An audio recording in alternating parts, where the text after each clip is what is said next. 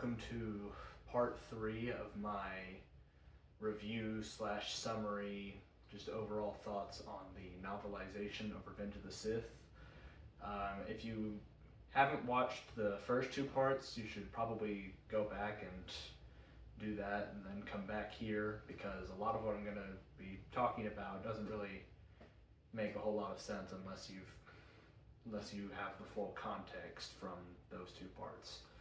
But anyway, this covers the last section of the book, which is given the title Apocalypse, because it basically covers everything from the fight with Mace Windu and Palpatine on Coruscant to the end of Revenge of the Sith. So basically, the entire catastrophe that destroys the Jedi Order is just very, like, it after part 2, where it's been all that slow build up.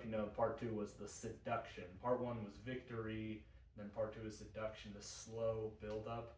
Once you get to part 3, it almost feels like you're on fast forward mode out of nowhere, because you had all that slow building tension, and then it just all explodes across 5 chapters. And like with the previous 2 parts, just jumping right in, there was part 1 with victory talked about, like, there was the opening thing about the dark, how the dark is generous. Then in part 2, it is patient. And here, with, like, the dark is generous, it gave the heroes the illusion of victory, and then it is patient. It was slowly waiting, slowly accruing power. And now here, with Palpatine's final victory at hand, the dark is generous, and it is patient, and it always wins. And it always wins because it is everywhere. Like it talks about, like, the dark is, no matter where you go, the dark is always with you. Even when you walk out and you are out in the sunlight, the dark is following your footsteps in your shadow. It says the brightest light casts the darkest shadow. And speaking of shadows, the chapter 17 opens with Palpatine, and previously I've mentioned throughout the book, it frequently refers to him as the Shadow. And here with him, it opens with him basically waiting for the Jedi to come. It's like, it talks about, like, the Shadow sitting in his office, like he's just patiently, again, the dark is also patient, like he's patiently waiting, like this is the moment he's been waiting for all these years. He says, like he told the boy he would wait, and he was looking forward to keeping his word for a change. And then we cut to the Jedi, and there's a little funny thing where, like, the other 3 are sort of waiting for Mace Windu to come, and Kit Fisto is like, I'd feel a lot better if Yoda were here. And I'm just, every time I read that, I'm just like, that might be the most relatable thing anyone in Star Wars has ever said. I too would feel better if Yoda were with me always.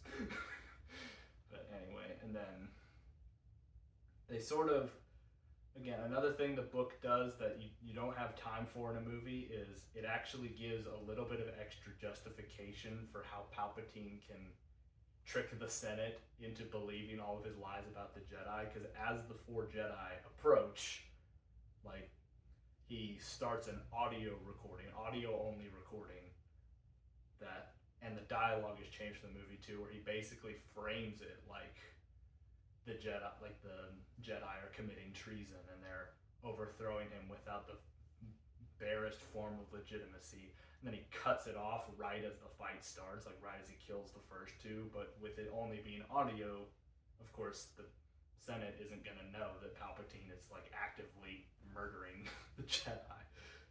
And then it's funny because, like, the book shows the transcript of the recording first and then gives you the context, so you can see, like, the dissonance there, like what the Senate is going to be told later versus what actually happens. And as soon as it gets to where the audio cuts off, he completely changes his tune. And just lets the full evil out. Like, he's killed the first two Jedi. Kit Fisto lasts a little bit longer than in the movie. Like, it doesn't take like 3 shots to kill him. Like, he blocks a blow from the two of them, and he just goes, "If you only knew how long I've waited for this." And meanwhile, you got back to Anakin, like the scene where he's in the council chamber, and then he walks out, and like he and Padme are looking through the windows at each other. And obviously, you can't do anything as effective as what the movie does there. Just the silence and just the haunting music in the background. But Matthew Stover does his best. He brings back that dragon, and how like Anakin's fighting with that dragon inside of him, and he's losing until he remembers Palpatine's words about Darth Plagueis and about all the stuff about like, "I'll give you what you want" from back in part 2, and suddenly it says his agony evaporates because Palpatine was right. It was simple. He just has to decide what he wants. And that's when you know, yep, we're doomed. Because if he's already decided that Palpatine is right, it's game over. But then back to Mace Windu, like Anakin hurries over there, and he, like as he's speeding off on his ship, he comes just in time to see the green blade of Kit Fisto wink out of existence, and it has him. He shows up way sooner to the fight than in the movie, where he's actually witnessing the full fight off to the sidelines, and then it goes inside Mace Windu's head, and like I talked about in part 2, it sort of goes into Mace Windu's head about like he's fighting for the Republic that he loves, and it describes how Mace Windu is fighting here again, the idea of the Shatterpoint. He's searching in the Force during this battle. He's letting it. It says his body's basically running on autopilot now, while his mind is feeling in the Force, looking for the Shatterpoint, looking for some weakness he can exploit. And it also describes how his fighting style works. Again, this is something that they have the lightsaber forms of combat in canon, but they don't really go into the same detail that Legends did. And I'm gonna be honest, Mace Windu's fighting style, called Vapad, I'm pretty sure that's how it's pronounced, has always felt kind of off to me, like the way that Legends came up with it, because it describes it as, and it describes it here in this book, it's almost like he's brushing up against the dark side, but not letting it consume him. Like he talks about, like he gives himself over to emotion and the rush of winning.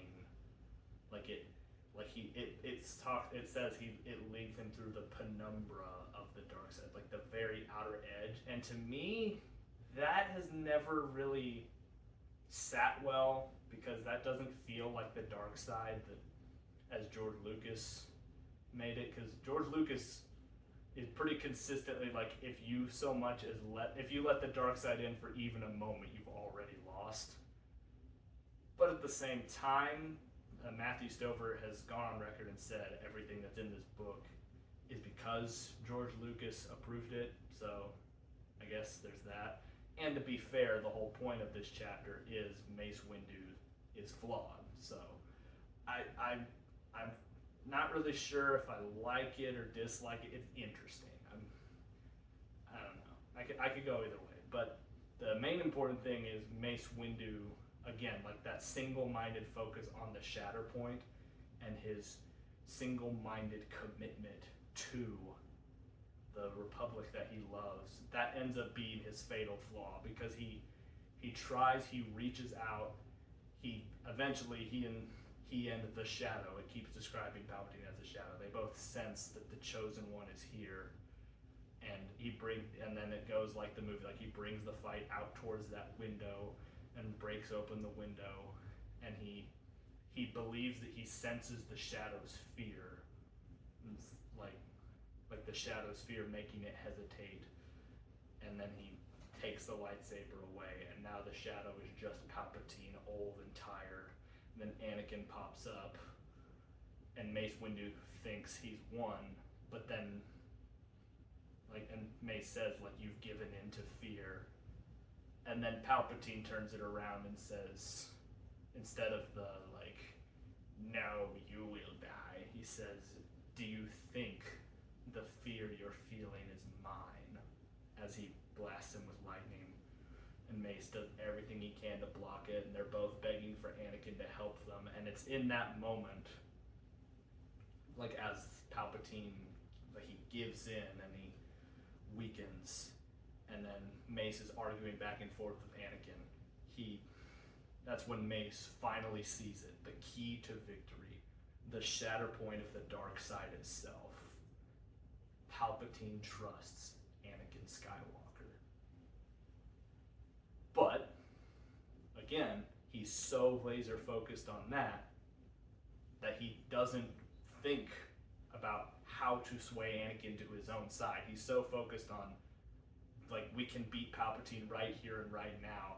He sort of brushes Anakin off in a sense. Like, like, Anakin tries to do the, like, this isn't the Jedi way, he must stand trial, and Mace, you know, like, he controls the Senate and the courts, and trial is a joke. And Anakin, like, unlike in the movie, Anakin explicitly mentions, like, I need him to save Padme, and Mace doesn't even think about it. It says, like, he just blankly goes, why? Like, why? What? Padme? What does she got to do with anything? And instead of asking that, he just goes back to his mission. He's like, no, I need to end this right now, no time. And that's when Anakin betrays him, his hand gets chopped off, and it describes it like a big, like, run-on sentence of, like, just to give you the feeling of how sudden it is. Like, Anakin chops his hand off, and then Palpatine immediately gets back and roars with lightning, and, like, without Mace's blade to catch it, it hits him full force. And it's here where that fatal flaw is outright stated. It says, he was so intent on finding Palpatine's shatter point that he didn't even think to look for Anakin's. Dark lightning blasted away his universe. He fell forever. And just like that, Mace is just gone from the story. And yeah, like, people always love to theorize. Did Mace Windu actually survive? Again, this book was approved by George Lucas, and that seems pretty explicit to me. It says it blasted away his universe and he fell for it. I'm pretty sure he didn't make it. But anyway, topic for a different time. So then you have the moment of despair from Anakin, like, what have I done? And Palpatine, like, you fulfilled your destiny. And it, like, sort of, again, like with other scenes in this book, it sort of drags it out a little bit more. Palpatine, there's this moment of contemplation for Palpatine where he looks at his scarred face and just says, so the mask becomes the man. Like, he's no longer, like, the face of Palpatine is forever gone, but the face of Sidious for his purpose with the Empire, the face of Sidious will serve. And then Anakin is distraught, only thinking about Padme and all this stuff, and they do the weird thing, like, they call back to the Attack of the Clones scene where he, like, when he and Padme are just having that meal and he, like, casually moves the fruit across the table, and how, like, if Obi-Wan saw this, he'd be very grumpy. And, like, Sidious, he senses that. Like, he senses Anakin remembering that, and he uses that to be like, you have to stop. The Jedi's shackles on you are pathetic. Like, I think that's an interesting, like, it's just such an interesting scene to pick from out of all of them. But he tells him to, like, look within himself, place himself on a mountaintop, and, like, he weighs the Jedi Order versus Padme, and it's no contest, and he fully embraces his power, and where he was repulsed with Sidious only a minute ago, like, looking at him in horror as he embraces the full scope of darkness. He looks up again, and it just says like Sidious he's just fascinated. He's no longer afraid of the dark side. He's embracing it. And even as he looks at this scarred, hideous thing in front of him, he's just like, cool, where do I sign? And then he gets the name Darth Vader, and like it really, like, it builds it up like all this dramatic language, and then just the simple like Darth Vader. And as he gets that name, and as Sidious gives him his mission of go to the temple, go to Mustafar, all of that, it describes Vader like he gets up and he looks within himself again. He unlocks the furnace within his heart.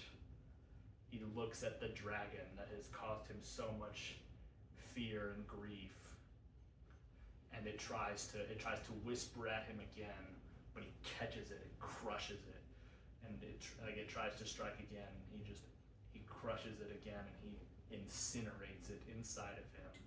It's like, I am Darth Vader, and you are nothing at all. And he had finally become what they all called him, the hero with no fear.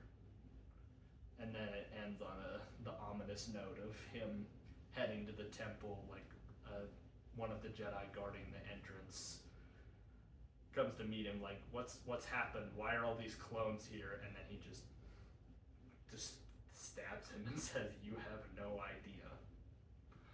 Uh-oh. So then chapter 18 is Order 66, which, again, this whole section of the book is probably the tallest order when compared to the movie. Like, how do you even compare to the cinema that is Revenge of the Sith, like with Order 66 and with the two duels at the end and all of this stuff? Like, how do you even compare to how the movie portrays it? And to some degree you can't. Like, nothing is more powerful than watching Order 66 play out, with the music and the watching all of these heroes fall. And like seeing Yoda's reaction to it. Like, the book, it knows it can't live up to that, so instead it does its best to talk about what it means. And like, this is where I talked in part 2 about the textbook example of a Jedi trap on Utapau. This is where Matthew Stover brings that idea back in and applies it to the Clone Wars as a whole. So Order 66 is the climax of the Clone Wars. It's not a thrilling climax. It's not some grand last stand in an epic struggle, because the Clone Wars were the Revenge of the Sith. And it goes through all of those elements from earlier. They were an irresistible bait. They were fought on remote locations that belonged to someone else. They were fought with expendable proxies. They had the armies. They were constructed as a win-win situation. The Clone Wars were the ultimate Jedi trap.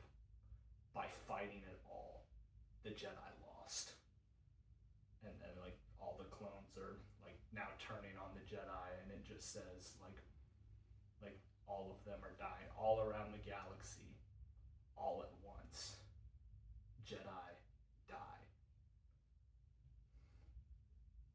It's, again, it can't quite, like, that's one thing where you can't quite live up to the movie, but you can really try your hardest, and he tries so hard. Like, he really hits you with, like, again, just the genius of Palpatine's plan, because from the moment the Clone Wars started, it was already over. Like, back to the very beginning of the book, the very introduction of, like, this idea of it's already over, nothing can be done to change it. He sort of says, like, from the moment that they committed to fighting this war, Palpatine already had them right where he wanted them.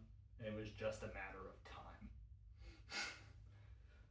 So then we go through and, Obi-Wan survives, and they do add a little bit of extra something here with like the lizard boga that he was riding on, how it saw the blast from the cannon coming, and it sacrificed itself to protect him, and so Obi-Wan sort of mourns it for a moment, but then being not Anakin, he actually, moves on with his life.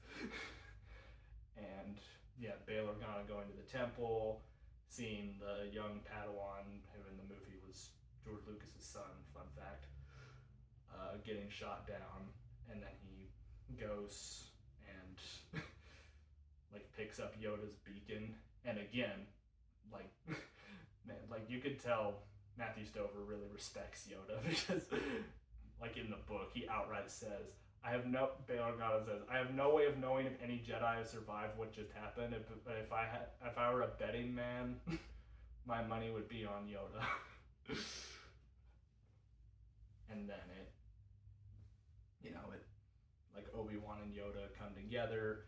You have Anakin and Padme like having their whole scene, and it does an interesting thing where it decides out of all things to tell it from 3PO's perspective, where 3PO has no idea what's going on.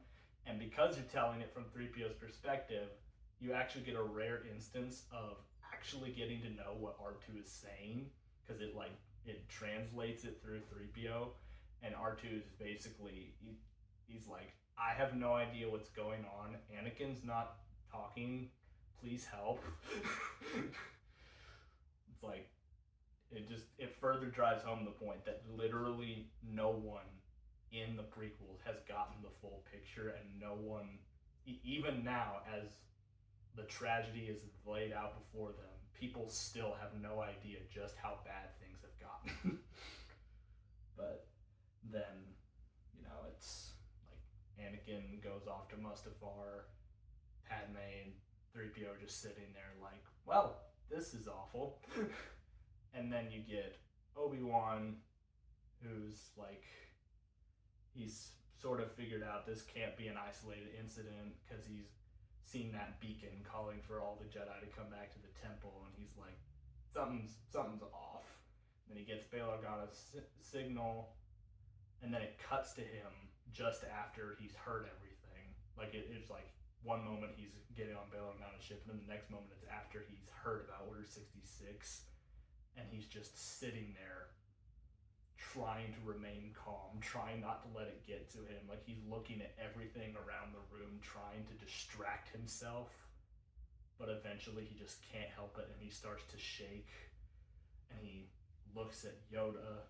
His eyes meet Yoda, and it reminds him of all of the Jedi who just died. And he looks at Bail, and he sees Palpatine. It's like it reminds him of the enemy that is still out there, and he thinks like all of them are gone. Anakin is gone, like the death of his dream to Qui-Gon. Anakin must have fallen like all the rest, and it breaks him. And Yoda like, no, stop. You're still a Jedi. Stop doing this. Like you have. Yes, it's awful. And like again, this is the thing where if you remember the movie, it kind of enhances this a bit, because Yoda was also like really thrown off by this, and the book doesn't really show that. Like in the movie, Yoda himself felt the weight of that, but then immediately got up and took out the clones that were trying to shoot him. Like Yoda did not let it get to him, and he's trying. He basically is like. He almost like slaps him, like trying to smack him, like snap out of it, man. It's like the Incredibles with Edna, like pull yourself together.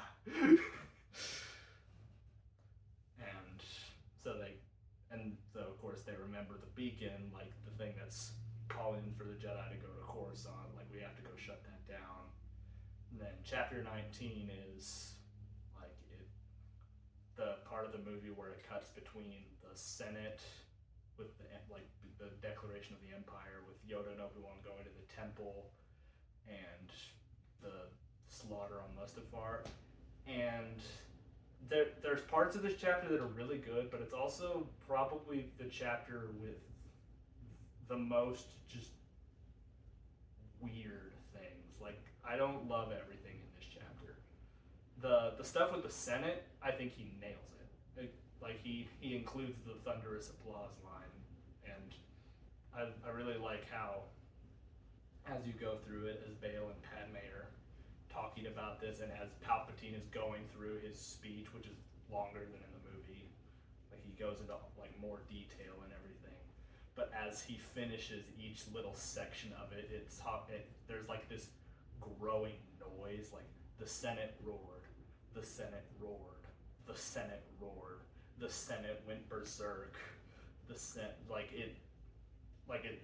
as he's going further and further into his speech, the Senate is getting more and more like amped up, more like enthusiastic, and like as it's building and building, Padme she just sighs and is like, here it comes. Like she already knows what's gonna happen before he even says it. And when Palpatine says the thing about like the Galactic Empire, she says the thunderous applause line, and they add something in here where Bale, like to sort of explain why Bale doesn't get like immediately executed for opposing the Empire, because Padme, like he tries to say like, we can still enter a motion, we can still stop this, and Padme's like, no, you can't stop. Like some of those senators from Part 2 that were working with them are already being arrested, and she's like, you, like me and all of those 2,000 senators we got, they're all gonna be criminals in his eyes. Like, you kept your name off that list. You and Mon Mothma kept your names off that list for a reason. Don't mess that up now. Like it gives Padme a little bit of extra stuff that the movie wanted to touch on but didn't have the time to. But it gives Padme like this extra moment of heroism where she, like the rebellion is partly her own legacy, because she is able to convince Bale and Mon, keep your heads down, just vote for the Empire so that he doesn't suspect you. She doesn't know the full scope of their organization because she didn't want to keep secrets from Anakin, but she encourages it. Whatever it is you're doing, all those things that I can't know about, just keep doing that. Do whatever you can to keep that going, but don't mess this up right now. And he's like, it could take 20 years. What do you do? What about you? And she, because she's remembering all of the nightmares from Anakin, she's just thinking like, I don't know, I'm probably not gonna live that long anyway. So it's really sad because it's like she's sort of already accepted her fate and accepted that they've lost at this point, but she's still doing what little she can to keep hope alive in the future. So that part is really, really good. The Jedi Temple stuff is mostly fine, but it starts with this like really weird attempt at humor. Like, first there's just like Yoda and Obi-Wan get off the ship with Bale, and this like royal guard tries to arrest them, and it has Obi-Wan do like a Jedi mind trick on him, and it tells it from his perspective, which makes it kind of funny. He's like, oh, you know, like he said it would be better if, you know, we did this, and you know, he seems like such a reasonable fellow, and it only makes sense. Like it's like the Jedi mind trick. Like you get to see how it affects your logic, how it's like, no, that makes total sense. Not arresting the criminals that the soon-to-be emperor has declared enemies of the state. No, this is logical. But then there's this really, really weird thing where Obi-Wan sneaks up on the clones pretending to, like the clones disguised as Jedi, which is another thing that was a deleted scene in the movie. But the thing Matthew Stover adds here is like he pretends to be like some hunchback and like hands over Yoda as like an infant Jedi, and then Yoda and Obi-Wan jump out and like kill them all. It's like, why? Like like most of this book's attempts at humor are good, and they provide like much needed like levity, like much needed comic relief. But that part just always weirded me out. Even as a kid, I was like, what am I reading? What is happening? But then he makes up for it though, because you get Yoda and Obi-Wan going into like seeing the recordings of Anakin, and Yoda has pretty much already figured out that Anakin's the one that did this, and it's just a matter of Obi-Wan catching up. And the way it describes Obi-Wan's despair when he sees it is brutal. Like, it says he looked, and it was like, and like it says he wants to rip out his eyes. Like, he wishes he could just rip out his eyes, but even blind, he would see this forever. He would see his friend, his student, his brother turn and kneel before a black-cloaked Lord of the Sith. It's like, it's devastating. And after he finishes I can't watch anymore. He says I should have let the clone shoot me so I didn't have to see this. And then Yoda's like, dude, get a hold of yourself, pull yourself together. It's like, no, I should have let Maul kill me, so that before Anakin even brought here, that could have stopped all this. And Yoda's like, no, stop. What's done is done. Get a hold of yourself, man. We can still stop this. And Obi-Wan's like, but Palpatine fought 4 Jedi by himself, one of whom was Mace Windu, and won. And even if the two of us were together, we couldn't. And Yoda's like, no, but apart, a chance we might create. And then, so yeah, the Jedi Temple stuff, mostly good, weird attempt at humor there, but mostly solid. And Obi-Wan, the way it portrays that moment of despair from Obi-Wan is really powerful. And then you have the Mustafar stuff, and I'm gonna be honest, this part was just a straight up miss.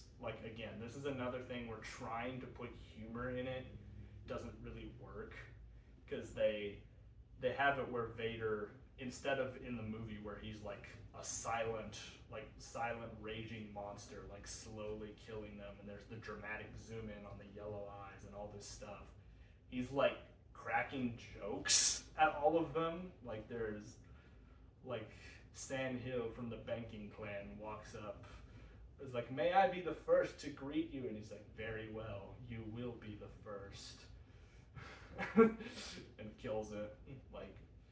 And the line from Newt Gunray where he says the war is over, city has promised us peace. He's his transmission was scrambled. He said it was promised that you would be in pieces, something like that. It was I'm not saying Vader doesn't crack murder jokes. He definitely does. And the people who complained about Rogue One's be careful not to choke. No, he cracks murder jokes. In Empire Strikes Back, apology accepted, Captain Nita. That's not my issue. My issue is I don't think he would crack them here. Because the way that it is in the movie, as much as he has now accepted the darkness and accepted that this is his path, it's clear that he is in regret, because as soon as he's done killing all of them, as Padme is landing her ship, it cuts to him standing there with tears in his eyes. He doesn't like doing this. He doesn't like the fact that he just murdered a bunch of children. There's still that guilt that's weighing on him, even as all that power grows. So the idea that he's just casually murdering and enjoying his time, I don't know, that just doesn't fit to me. Then we get to chapter 20, which is basically the 2 duels, and it's titled, I can't remember how to pronounce it, I just looked at the pronunciation, it's chiaroscuro something. I looked it up, and it's a word that means, it's just a word pointing to a contrast between light and dark. The contrast between Yoda and Palpatine, or between Obi-Wan and Anakin, as these 2 duels are about to happen. And the again, like with the fight with Grievous in part 2, or just any of the fights really, describing the fight itself isn't as cool as watching it, but where Matthew Stover wins you over again is by like talking about what this fight means. So with Yoda and Sidious, he doesn't really focus on their characters. He sort of has them embody the images of light and dark themselves. Like they are more than just Green Little Muppet and the Senate. It is the fundamental battle of the universe, light against dark, winner take all.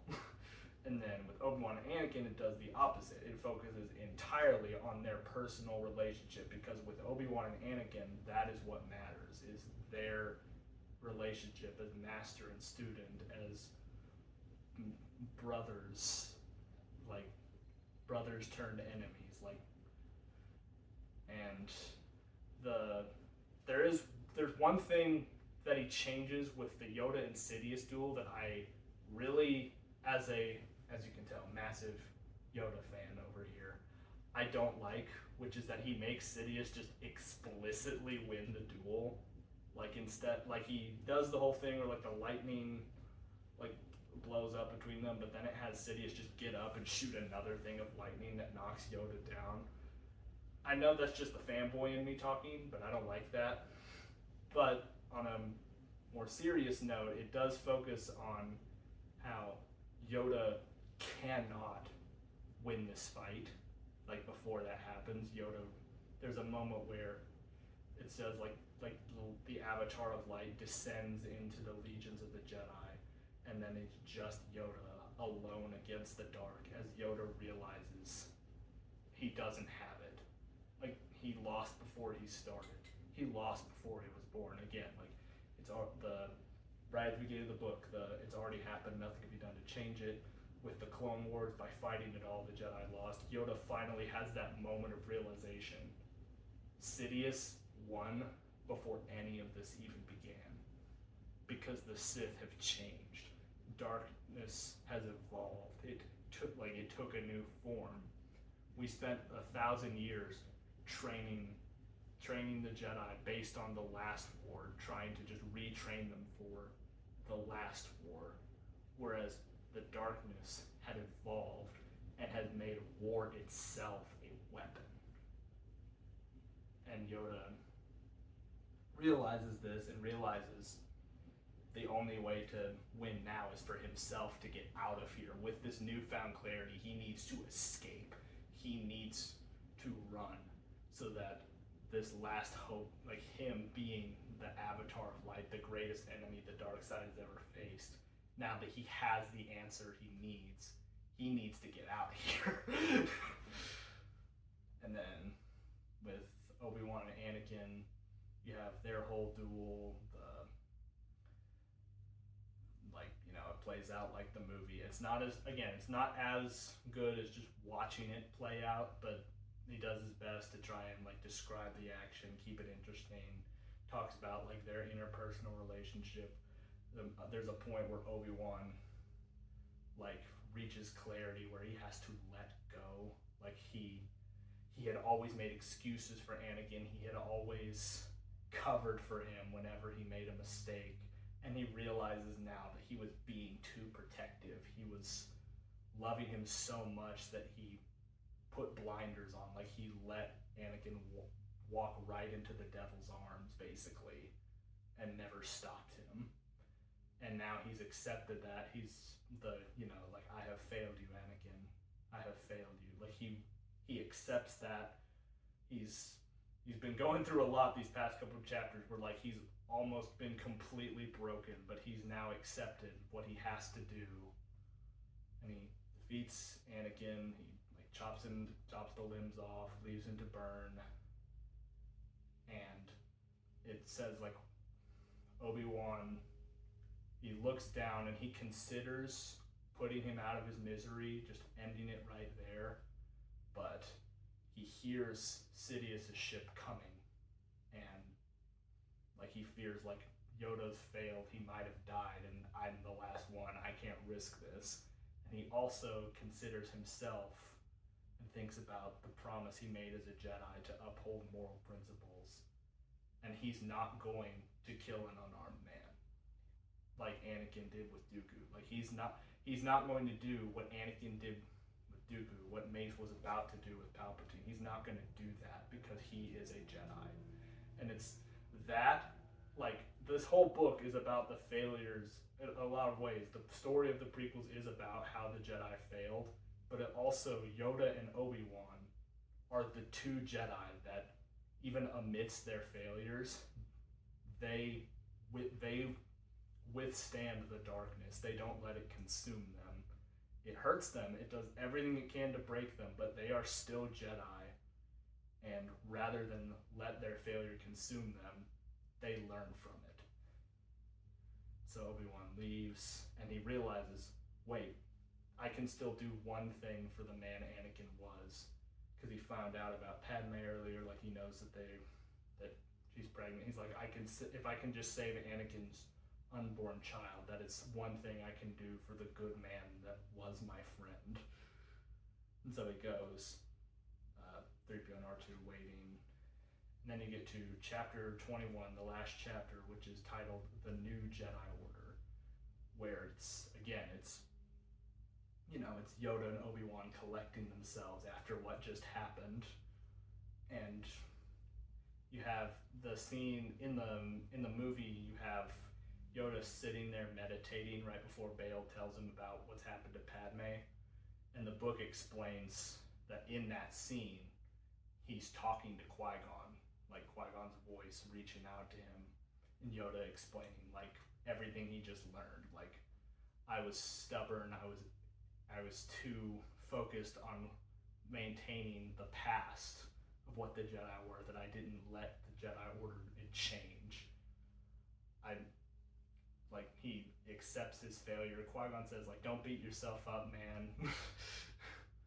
And like, they talk about the whole Force Ghost thing, like, because this is before the Clone Wars show existed. So the Clone Wars show made it where after Yoda like went on this journey, he and Qui-Gon were already discussing this. But here it's like, no, they started here, like, as Revenge of the Sith is ending, is where Yoda starts to like learn from Qui-Gon about how to become a Force Ghost. But then you have like the twins are born, like Padme dies, Obi-Wan gets handed the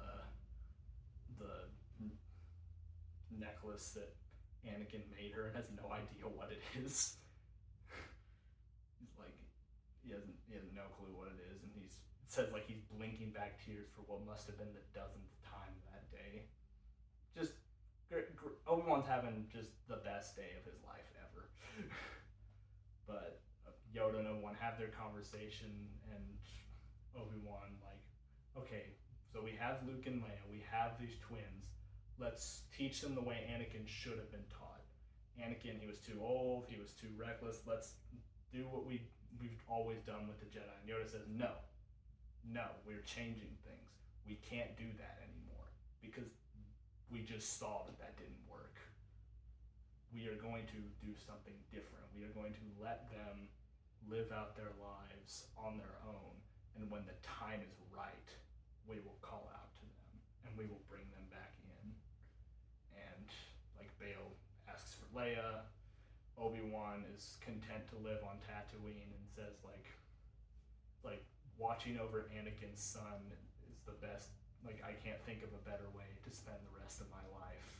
Which just, doesn't that just destroy you? Like, even after everything, Obi-Wan is still in his mind separating the good man Anakin was from Vader, which sort of lends credence to his white lie to Luke later about how Vader betrayed and murdered Anakin. Because Obi-Wan himself, to sort of cope with his grief, is already like separating the two as much as he can.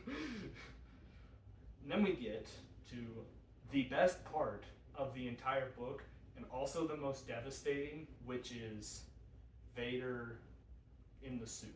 Like, first we get like a description from Palpatine the Shadow's perspective as the Shadow sees the suit constructed, and he's like at first he had been afraid because he thought he had like lost his prized apprentice, but now he sees the terror that just the image of Vader will evoke across the galaxy.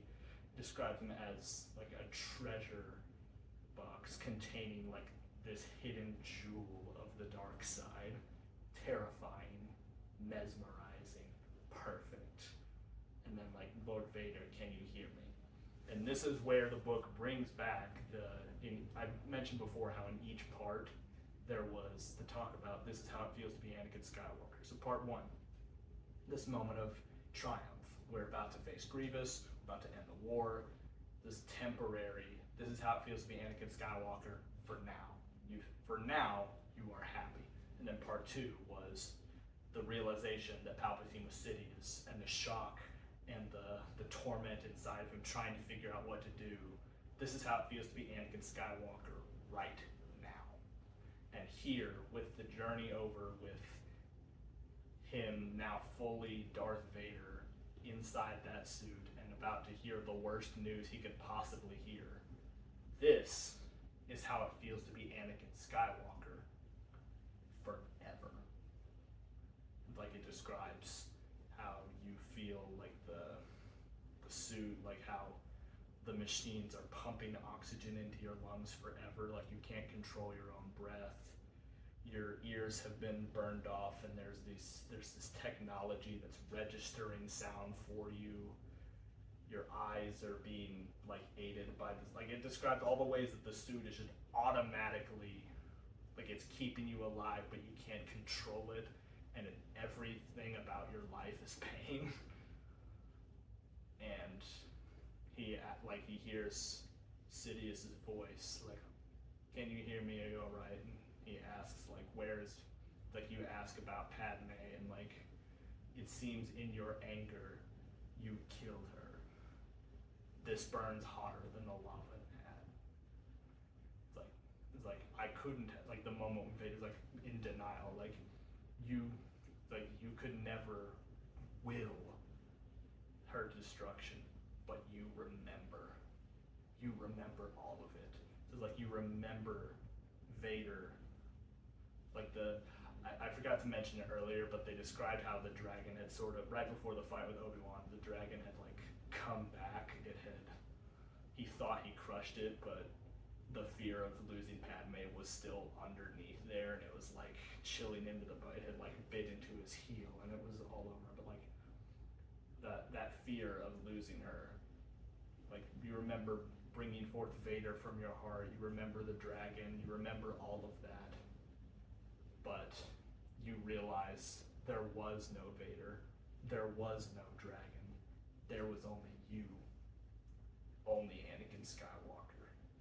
That it was all you is you. Only you. You did it. You killed her. You killed her because when you could have got away with her, when you could have saved her, when you could have been thinking about her, you were thinking about yourself. And it is then that you realize the final trap of the dark side, the ultimate cruelty of the Sith. Because now yourself is all you will ever have. And then like the rage, the moment when he does the big, like the no, like it describes him, he's trying in this moment to take his anger out on Sidious. Like it says, like, you want to attack the shadow that has destroyed you. But with him being stuck in the suit, like he can't get the full power that he used to have because of all of what he's just gone through, because of the limitations of his metal limbs. Like, it describes him as a painter gone blind, a composer gone deaf. You can feel the power, but you cannot fully tap into it. And so only droids are destroyed. In the end, you cannot touch the shadow. And in the end, you do not even want to. Because the shadow is all you have left. Because the shadow understands you. The shadow forgives you. The shadow gathers you unto itself, and in your furnace heart you burn in your own flame. This is how it feels to be Anakin Skywalker forever.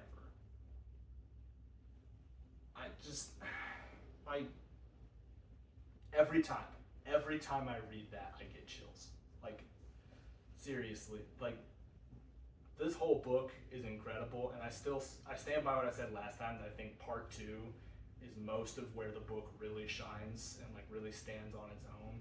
But that passage describing the final tragedy of Darth Vader, that moment of realization of how doomed he is, just how badly he messed up, and now he's just trapped forever.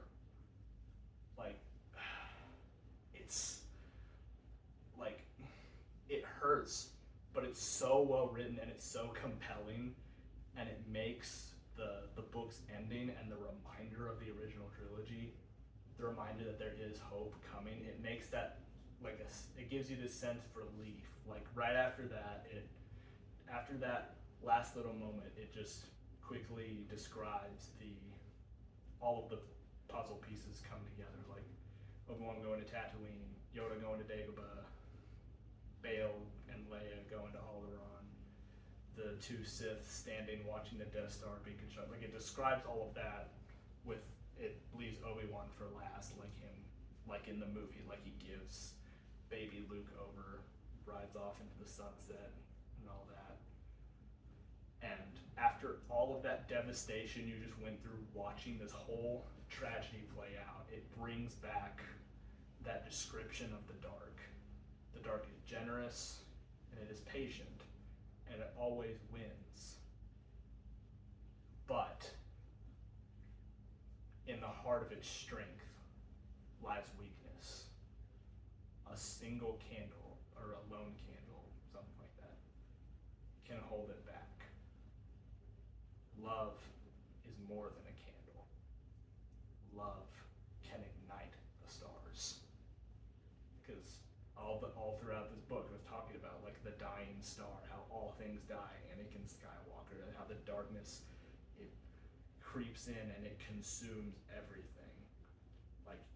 Like you play out Revenge of the Sith, and Palpatine just seems like he's everywhere. He's all encompassing. You cannot beat him. But the key is love. The key is that thing that the Jedi had tried to deny Anakin.